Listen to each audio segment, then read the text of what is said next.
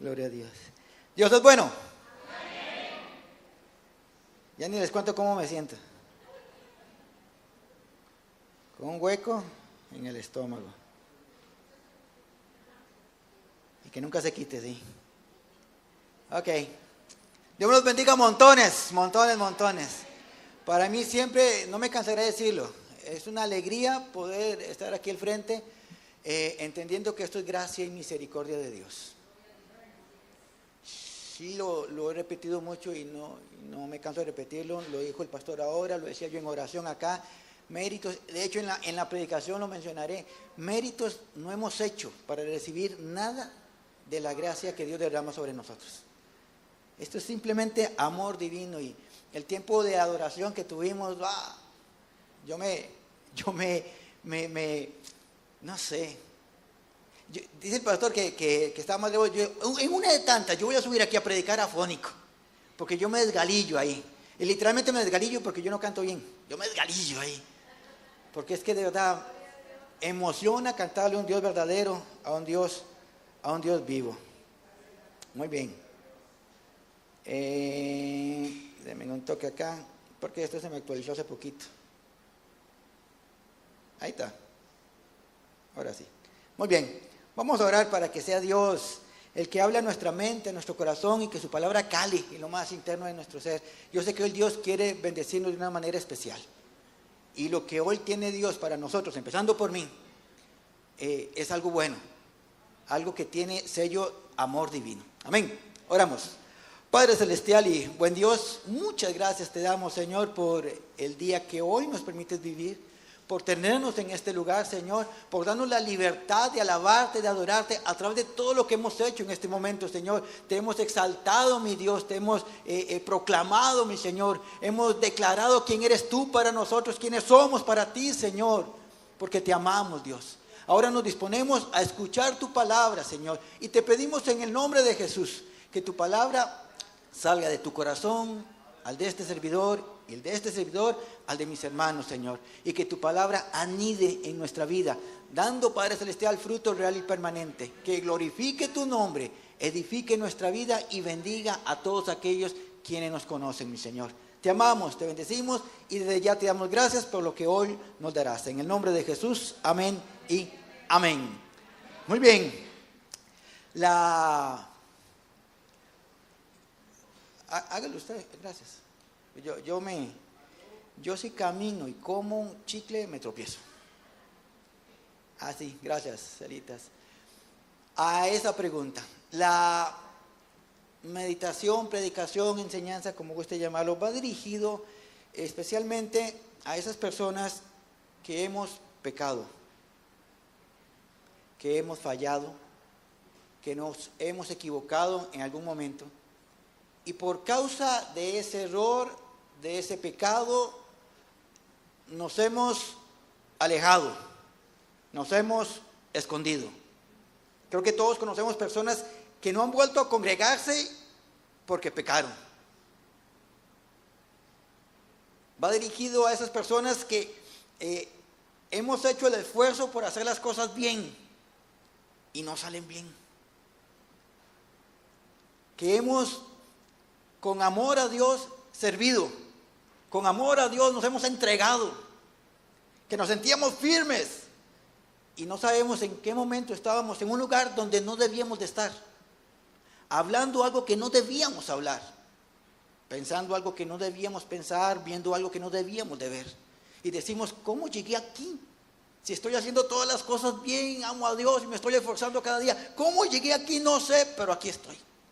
Y entonces la vergüenza, la culpa, el dolor, el enojo, la frustración nos hace alejarnos.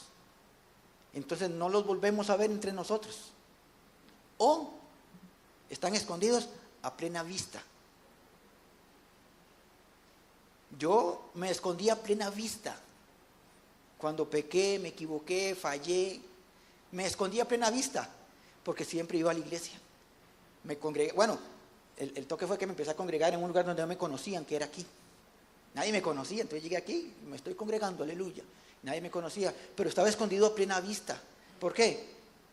Porque entonces yo dije, no vuelvo a predicar, no vuelvo a enseñar, no vuelvo a hacer nada. De hecho, la euforia de aquel día que toqué el bajo acá, un milagrazo, porque el bajo que yo usaba cuando tocaba en la otra iglesia, lo vendí. Yo dije, no vuelvo a hacer nada. Me congrego, pero no vuelvo a hacer nada.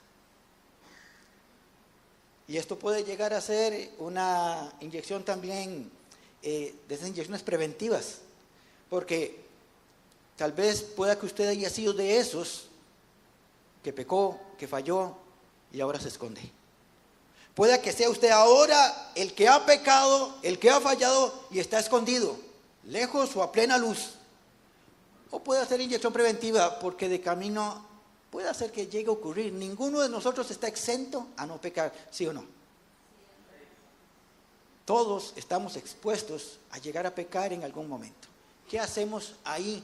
Es la pregunta. Ahora, algo que empieza a calar para hablar de una historia muy conocida, es que mis debilidades, nuestras debilidades, nuestros errores, mis pecados, sus pecados, no determinan que seamos hijos de Dios. Lo único que determina que usted y yo seamos hijos de Dios es la obra de Jesucristo en una cruz y su sangre derramada por nosotros, nada más. Cristo murió por todos nosotros. Somos hijos de Dios porque un día abrimos nuestro corazón y aceptamos a Jesucristo como Rey y Señor, como lo cantábamos ahora.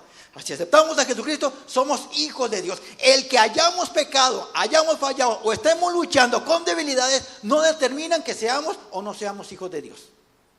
Lo único que lo determina es que Cristo habita ahora en nosotros. Y si por alguna razón usted está hoy acá y no ha abierto su corazón a Cristo, le aseguro que hoy es el mejor momento para hacerlo. Al final vamos a orar por eso. Mis debilidades, sus debilidades, errores y pecados tampoco determinan cuánto nos ama Dios. Porque Dios nos ama cuando andamos caminando. Usted ha visto, yo creo que lo ha experimentado, yo también, que a veces caminamos como flotando, porque estamos haciendo las cosas tan bien y decimos, como hombro a hombro con Jesús, aquí va caminando uno. Es que me siento, pero el ser más espiritual que hay, y como que rebota cuando uno camina y todo. Porque se siente satisfecho, se siente bien, se siente bonito hacer las cosas bien para Dios, amén. Y Dios me ama. Pero también cuando andamos en el suelo, caídos, derrotados, con la pregunta de ¿por qué lo hice? Ahí, cuando estamos bien sucios, ahí también nos ama Dios. Porque nuestros pecados y debilidades, nuestros errores y defectos no determinan cuánto me ama Dios. Dios me ama, simplemente me ama. Pero siempre está la invitación de Dios de extender su mano para que nos levantemos. Si 7 veces cae el justo, 7 número de plenitud. No importa cuántas veces nos equivocamos, lo importante es que nos levantemos y no quedarnos en el equívoco, en el error o en el llanto. Hubo un profeta que ustedes conocen bien, rápidamente cuento la historia, que hacía las cosas bien para Dios. Había una directriz divina, hablamos del tiempo antiguo, en que Dios dijo: indaga bien en mi pueblo. Si encuentras a alguien que esté llevando a mi pueblo a la idolatría, averigua bien, escudriña bien y lo matas. Ley divina. Entonces Elías investiga, averigua, indaga y se da cuenta que sí, hay unos profetas de Baal que están llevando a Israel a adorar a Baal y no a adorar a Jehová. Y la precursora es esta loca de Jezabel, dice Elías, versión Elmer Muñoz, esta loca, que hay que matarlos, ¿verdad? Entonces descubrí la historia que ustedes han leído allá en el monte Carmelo, donde reta Elías a todos los profetas de Baal y dice que el Dios que responda con fuego sea el Dios verdadero, y así ustedes, Israel, decidan a quién siguen, a Jehová o a Baal. Los de Baal hicieron todo lo que su dogma indicaba hacer para que el supuesto Dios derramara fuego sobre el holocausto que habían hecho, sobre el altar que habían hecho. Y como era lógico, nunca pasó. Elías viene y declara que descienda fuego, cae fuego y consume todo el sacrificio. Entonces, el pueblo de Israel dice, Jehová es el verdadero Dios. Agarran a todos los profetas de Baal y cumplen lo requerido por Dios. Matan a todos los profetas de Baal. Elías está haciendo las cosas bien, está cumpliendo.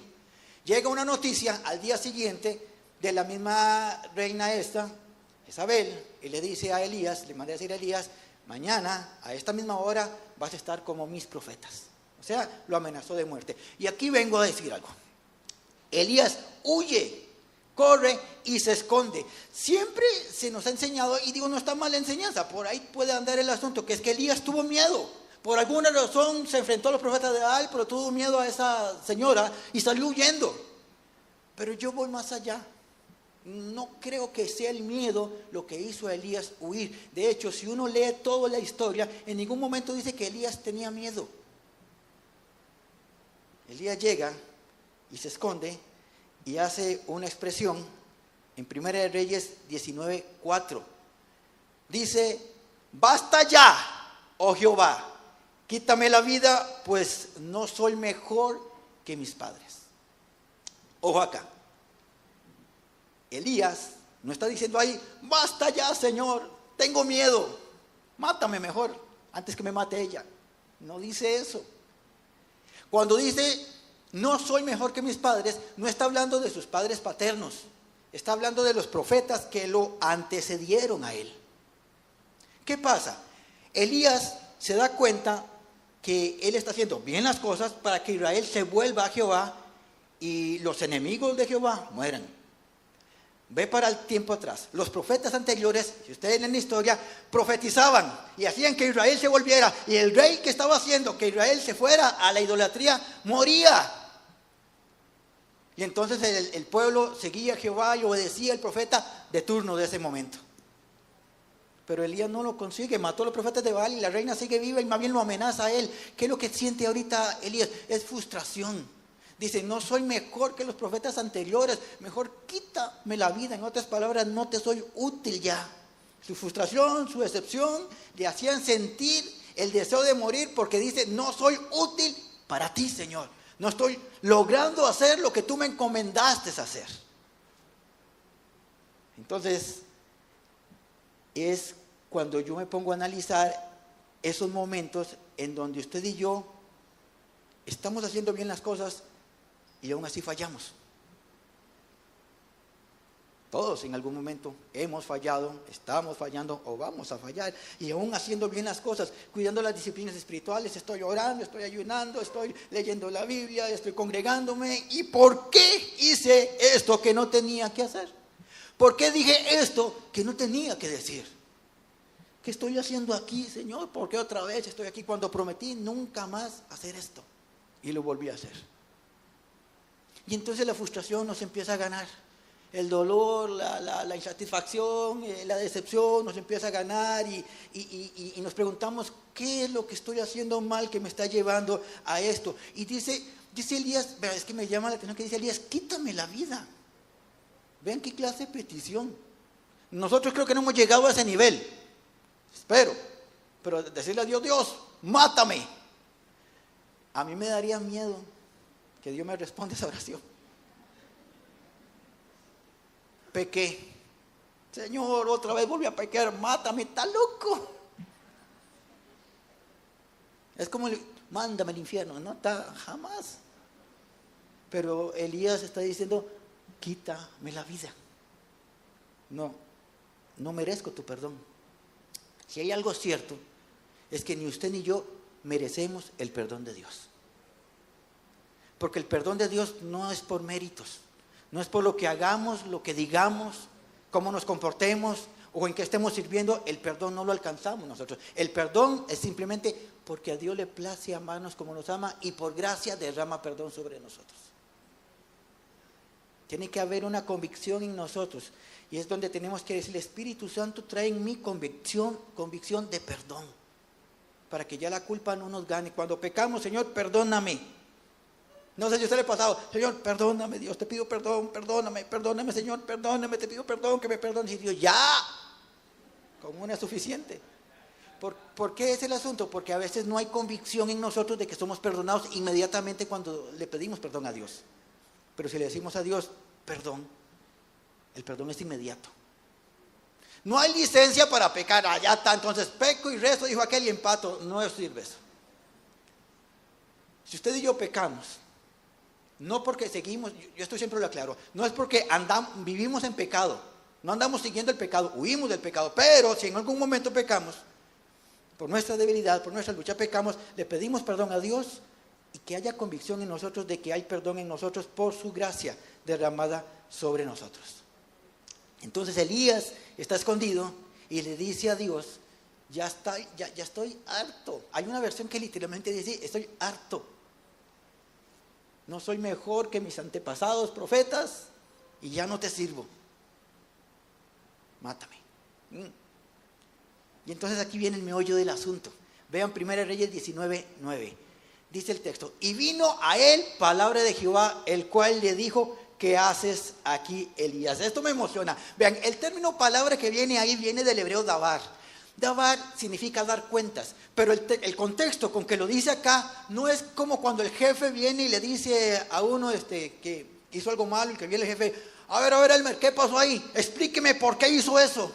Y uno, es que yo estaba aquí y no sé qué, y como Cantinflas empieza uno salando y tirando y acá porque no sabe cómo explicar el error del trabajo. Porque llegó el jefe a preguntarle de una vez directamente, ¿qué pasó ahí? Explíqueme eso.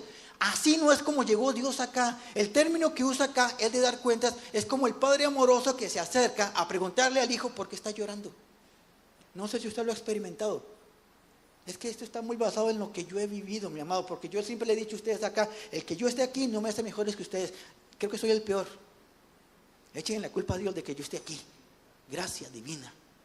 Pero yo he estado en ese momento en donde simplemente me quedo viendo para el suelo y no sé qué otra cosa más hacer que llorar y sentir el abrazo del Padre, que no llega a decirme, a ver, ¿qué pasó?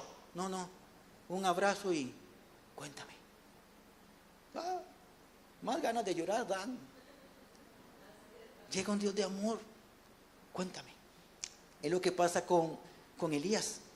Dice el texto que vino palabra, o sea, vino Dios a hablar, vino Dios a escuchar.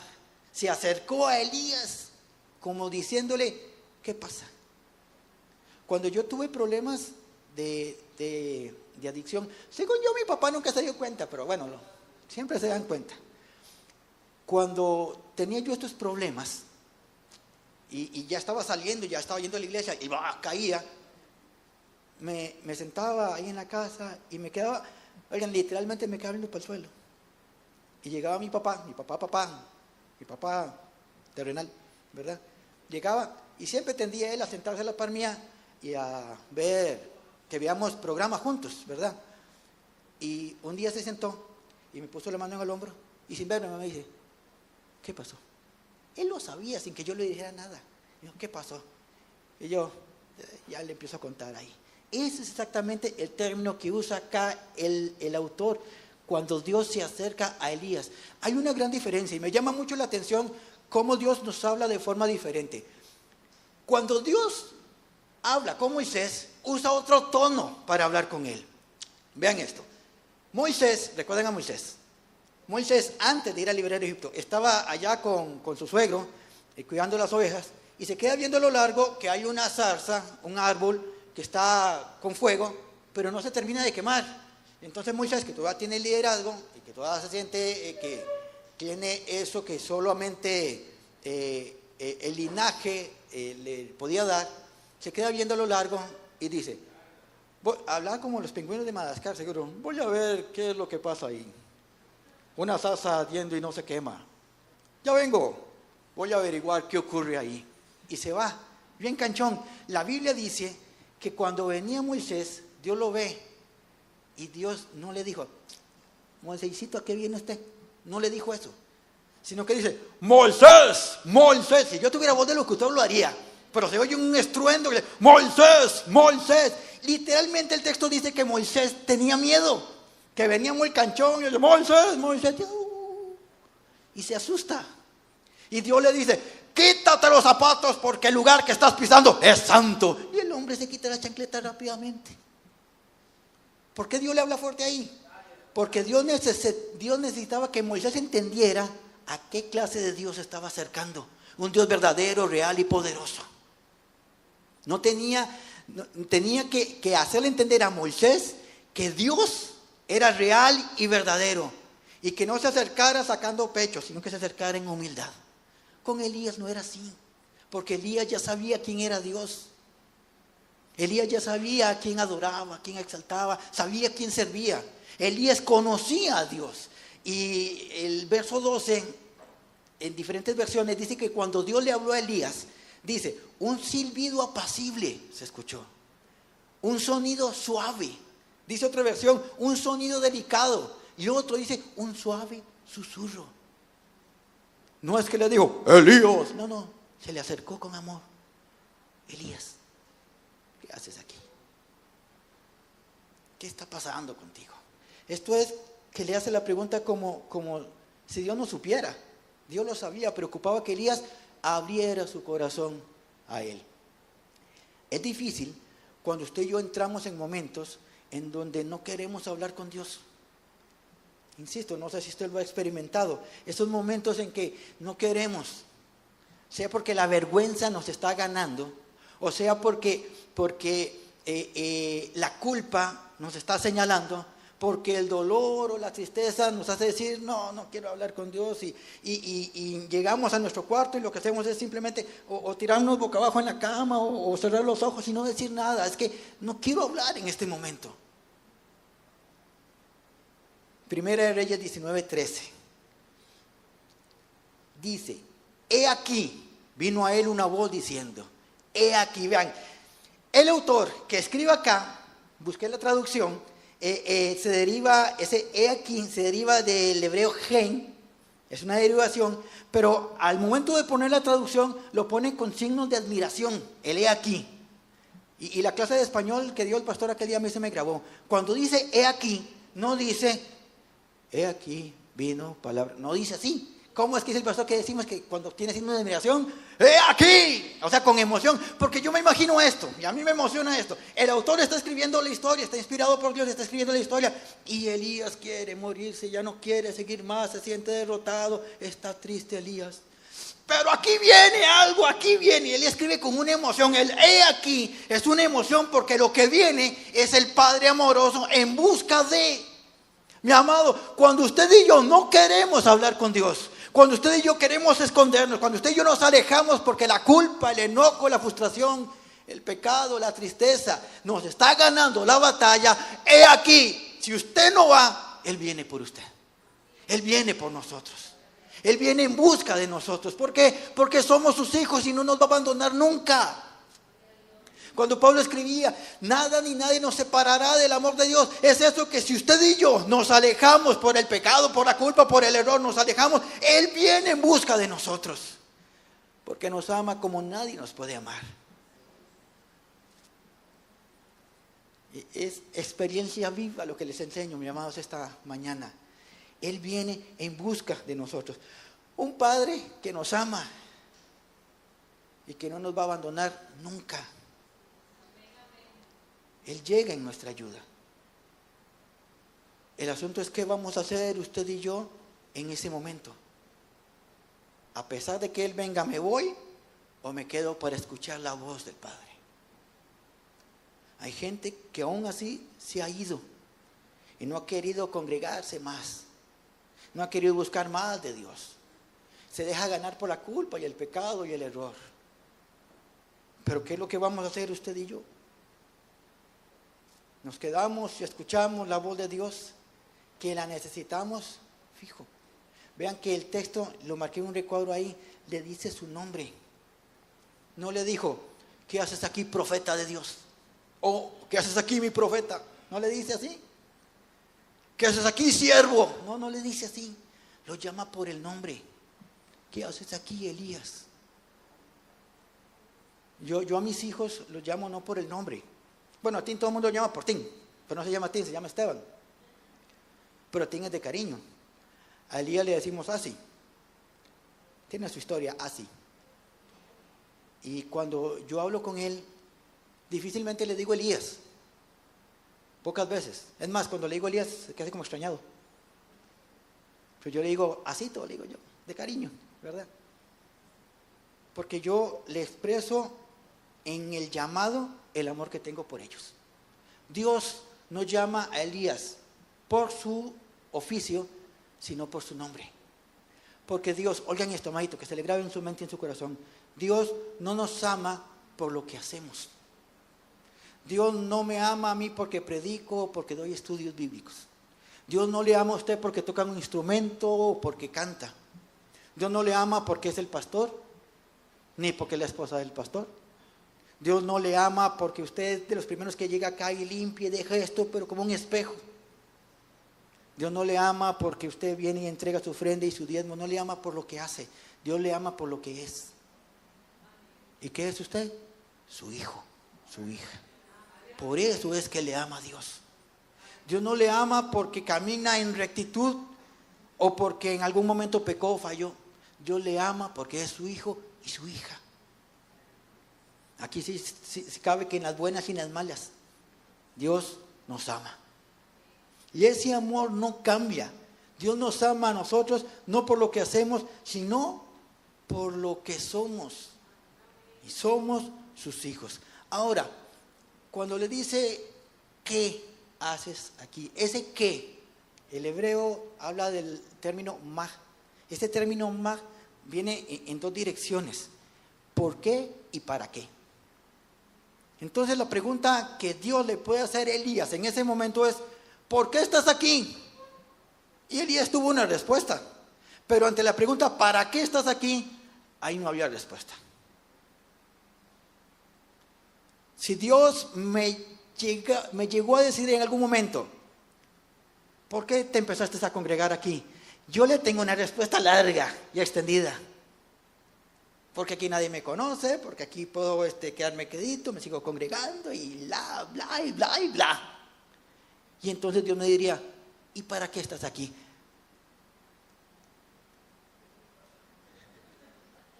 No encuentro respuesta. Porque tendría que admitirle a Dios, porque me estoy escondiendo. Y entonces Dios me diría, ¿de quién? ¡Ah! Unos ojos clavados aquí desde el cielo. ¿De quién te estás escondiendo? Mi amado, el diablo es astuto. Y cuando usted y yo nos equivocamos, buscará los elementos para que usted y yo creamos que cortamos la relación que teníamos con Dios. Vean esto. El pecado, su pecado, mi pecado, no asustan a Dios para nada. Cuando yo pequé bien pecado, me gané el infierno ahí, bien pecado, Dios no dijo, uy, Elmer, fuchi, no dijo eso. Dios dijo, estoy contigo todos los días hasta el último día. Y de aquí no me muevo. ¿Quién se alejó? Yo fui el que me alejé. Por el pecado yo me alejo de Dios. Pero Dios se mantiene firme en su palabra. Estaré contigo todos los días hasta el último día. Entonces, cuando nos equivocamos y fallamos, el diablo es astuto para hacernos creer que nuestro pecado espantó a Dios. Nuestro pecado no espanta a Dios. Nuestro pecado nos aleja de Dios. Y cuando nos aleja de Dios, Él corre por nosotros y va por nosotros. ¿Por qué y para qué? Bueno, me gana la vergüenza, me gana la culpa, me gana la decepción, no sirvo. Ok. Y entonces, ¿para qué te escondes? ¿Cuál es el resultado que buscas en esconderte? Es que Elías estaba en una cueva, estaba escondido. Y Dios le dice, ¿para qué estás en esta cueva? ¿Qué tiene que decir Elías? Ya él declaró, le desahogó su corazón, bueno, pero ¿para qué estás acá? ¿Qué es lo que usted y yo buscamos cuando nos escondemos? Cuando nos alejamos. Vean lo que dice 1 Reyes 19:13. Dios le dijo, vean que Elías conoce a Dios. No ocupaba el vocerón que lo intimidara. Por eso, cuando ustedes leen la historia, que hubo fuego, terremoto y un gran viento. Y ahí no estaba Dios, sino en el silbido apacible, porque Dios sabía que Elías sabía quién era él. Y cuando Elías le abre su corazón, le dice, esta versión PDT me gustó mucho: Señor Dios Todopoderoso, yo siempre te he servido lo mejor que he podido. La versión Reina Valera dice, he sentido un vivo celo por Jehová. Lo que quiere decir esto es que yo te he servido lo mejor que he podido. No entiendo, no sé cómo estoy aquí, no sé cómo llegué acá, no lo comprendo. Que es nuestra frase cuando decimos cómo llegué a pecar, cómo llegué a fallar, cómo se dije que no volvía a este lugar, volví, cómo se dije que no iba a volver a decir esto, lo volví a decir, si dije que yo no iba a reaccionar de esta forma, ¿por qué reaccioné así? Cuando decimos ¿por qué lo hice? No sé. Y nos volvemos a Dios, Señor, pero tú sabes que te amo. No sé si a usted le ha pasado, cuando ha fallado y le dice, Dios, pero tú sabes que te amo, como queriendo convencer a Dios que a pesar de, lo amamos. Y es que ese momento en donde estamos, que no queríamos fallar, pero fallamos, queremos expresarle a Dios, aún ahí, Señor, te amo, de verdad te amo. Elías se lo está diciendo acá, Señor Dios Todopoderoso, te he servido lo mejor que he podido, pero cuando le ponen un pero, ustedes han visto una frase, cuando le ponen un pero viene una excusa o una contraidea, pero, y entonces ese pero viene a autodescalificarse a sí mismo. Señor, te he servido, pero mira Israel cómo está, o sea, no sirvo. Señor, te amo con todo mi corazón, pero mira lo que acabo de hacer, no sirvo. Señor, siempre me he entregado de lleno a ti, pero esto que pasó, lo he hecho todo a perder. Ya no tenemos la misma relación, Dios. Ya no somos el mismo. Ya no nos llevamos igual, Señor, porque hay un pero ahí, que ese pero no lo está poniendo Dios, sino nosotros mismos. Nos autodescalificamos como servidores, como hijos, y Elías estaba haciendo exactamente lo mismo, se estaba descalificando. Pero dice, los israelitas han roto el pacto que tenían contigo, destruyeron tus altares, mataron tus profetas, y empieza a decir todo. Se desahoga con un pero. Ese pero está diciéndole a Dios, yo no te sirvo. Los profetas anteriores lo hicieron bien, yo hice lo mejor que pude, pero no te sirvo. Otro tip. Su servicio a Dios, que no consiste en 4 paredes y un altar. Cuando hablo, el servicio que usted y yo le damos a Dios es lo que hacemos aparte de acá, allá afuera. Cuando le dan de comer a las personas de la calle, cuando ayuda a un compañero, cuando le da consejo a alguien, cuando a través de su forma de actuar hace que alguien quiera conocer a Dios. El servicio que a diario usted y yo hacemos afuera. Lo que nos corresponde a nosotros es el servicio a Dios, por amor a Dios, amén. Pero el resultado no nos compete a nosotros. El resultado no nos compete a nosotros. Elías está viendo el resultado. Y por el resultado dice Dios, no te sirvo. Pero es que el resultado le compete a Dios. ¿Se acuerdan lo que dice Pablo? Pablo siembra, Apolo riega, por el crecimiento lo da Dios. Yo le hablé a un compañero hace muchos años. Él andaba con sus dreads largos, tenía una boca, y yo le hablaba de Dios. Y cuando le hablaba de Dios, me sacaba unas 4 palabrotas. Y no. Yo le hablé y nunca quiso hacer caso. A los años llega y me dice, conocí a papá. Y yo no sabía que era huérfano. No entendí. Y entonces yo le dije, qué bueno, qué bueno. Y me dice, no me está entendiendo, ¿verdad? Conocí a papá. Y yo, felicidades. Estaba vivo, sí. Y entonces me explica, no, conocí a Dios. Y me hablaba de que una persona le habló y le dijo. Y yo decía, pues yo le hablé y no me hizo caso. Uno siembra, otro riega, pero el resultado es de Dios. Entonces no es la labor que usted y yo hacemos lo que tiene que hacernos fijar en el fruto. Eso se lo dejamos a Dios. Usted y yo estamos para servir a Dios. Pero me fallé, pero me equivoqué, pero en algún momento me creí la idea de una predicación equivocada, de que a veces hay errores y Dios pone a personas a servir por error. Yo no sé cómo me creí eso, por eso les digo a ustedes, mis amados, estudien la Biblia para que no se dejen engañar. Yo en un principio, cuando estaba empezando a enseñar, daba unas capsulitas a un grupo, estaba empezando a dar mis primeras enseñanzas y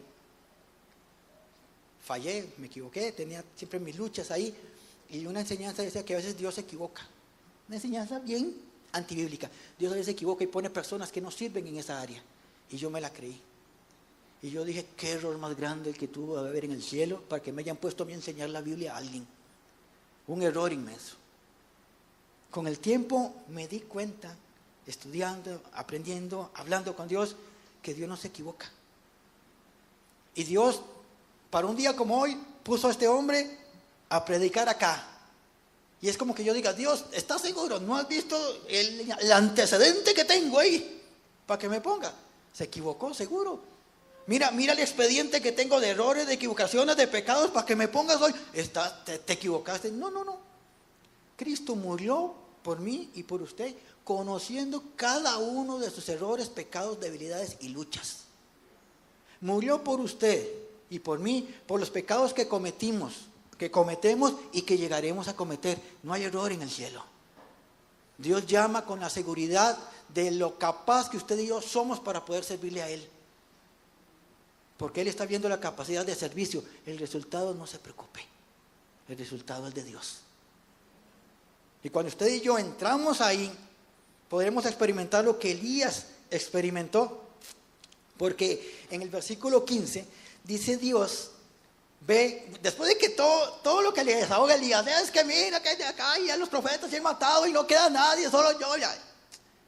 Dios le dice, ve, vuélvete por tu camino.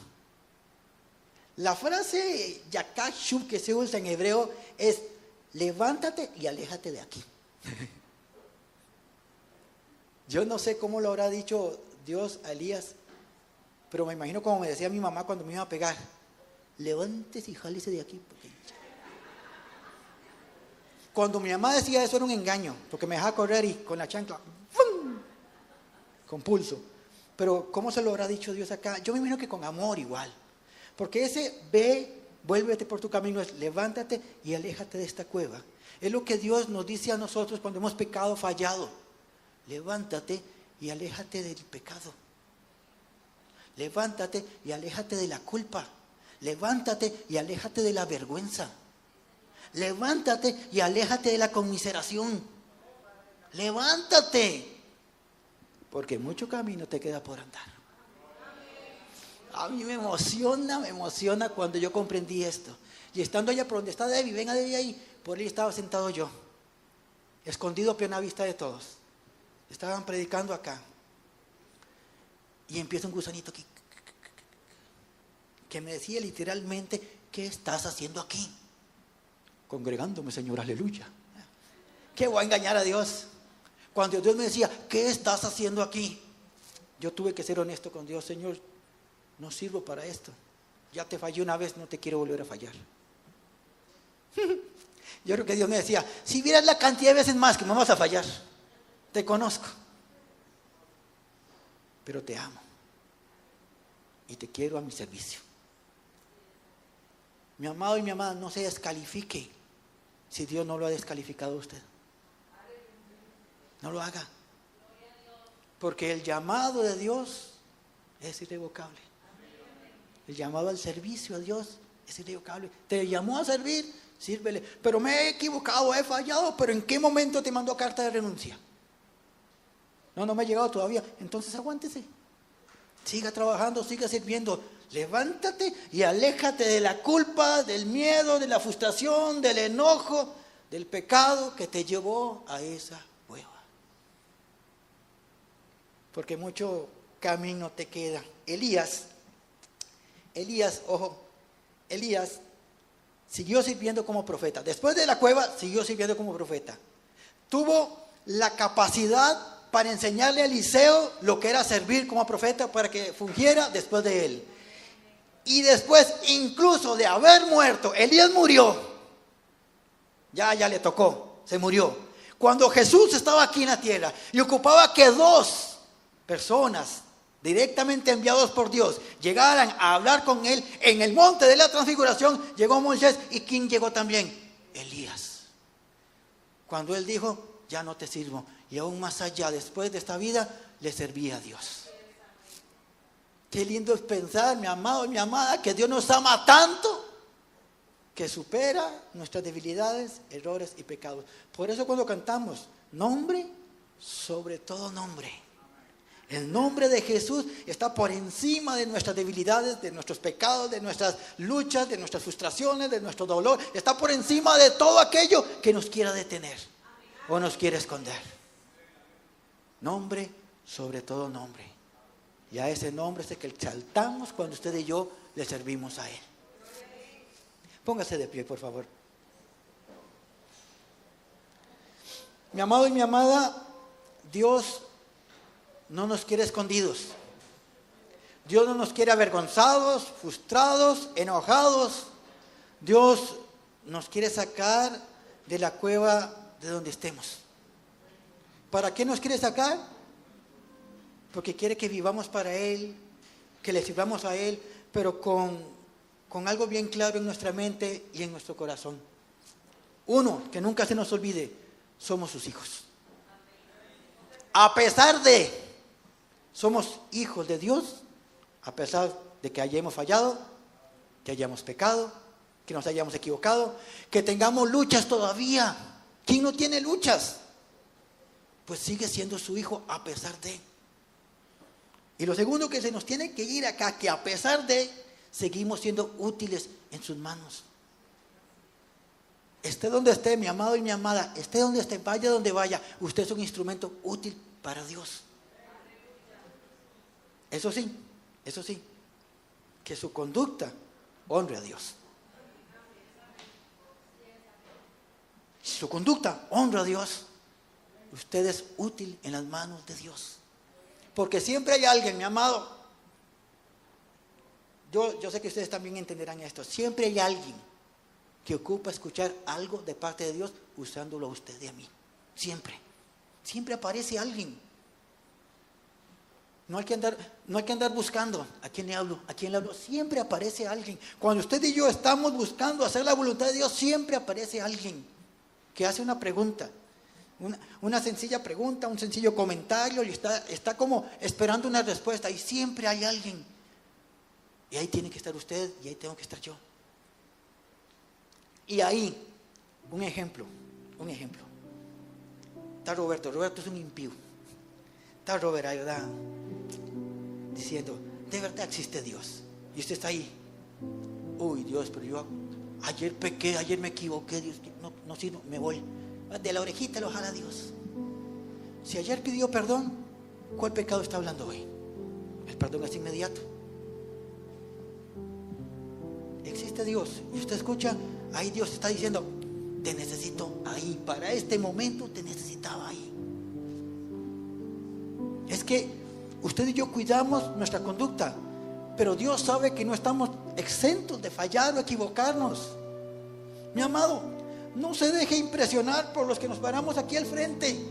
Somos tan humanos como usted. Y nos equivocamos igual que usted. Y fallamos igual que usted. Todos somos útiles en las manos de Dios. De un Padre amoroso que corre a nosotros cuando nos hemos equivocado. Que nos abraza. Que nos dice todos los días, te amo, hijo. Señor, pero te fallé. No te estoy hablando de eso. Te amo, hijo. Y entonces nosotros, Señor, perdóname. Te perdono. Ya está. No hay que darle más larga al asunto.